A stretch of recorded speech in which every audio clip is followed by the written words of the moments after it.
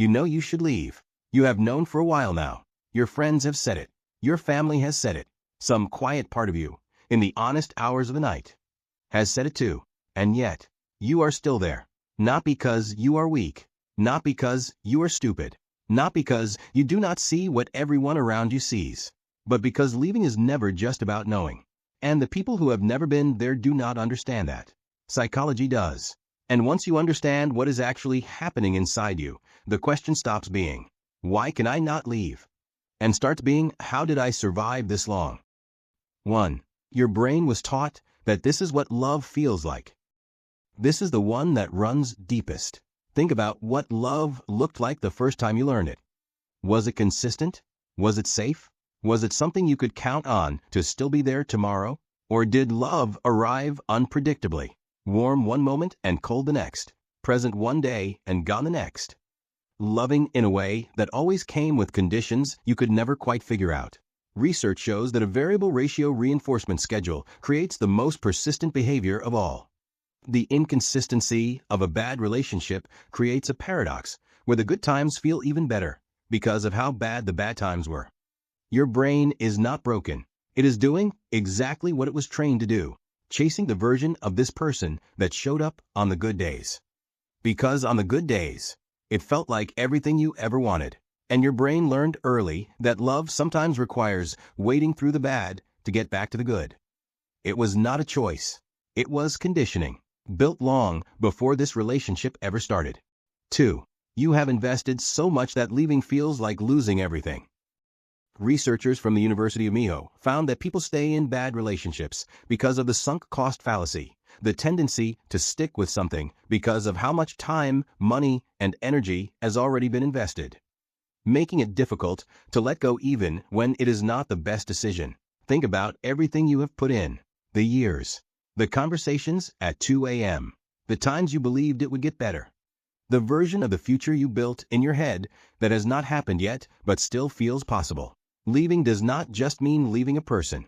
It means accepting that the investment will not pay off. It means grieving not just who they are, but who you believe they could become.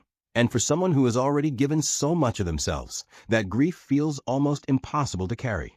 So, you stay, not because things are good, but because leaving means admitting that all of it, all those years, all that hope, all that waiting, was not enough.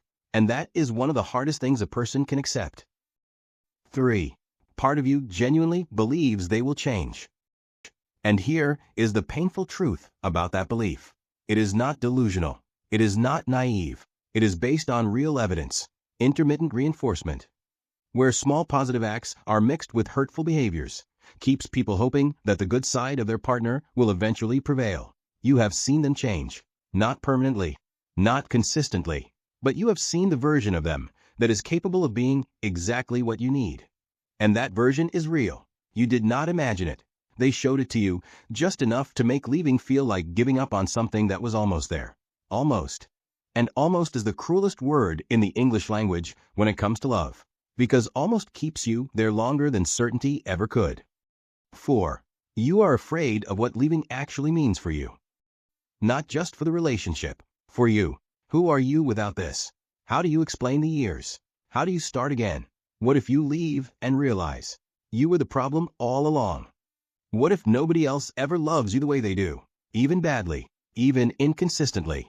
The fear of loneliness and abandonment makes people feel that being in a toxic relationship is better than being alone, especially for those with a history of anxious attachment.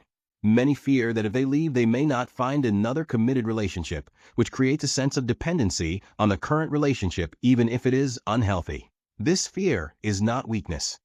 It is the natural response of someone whose sense of self has become entangled with another person over a very long time.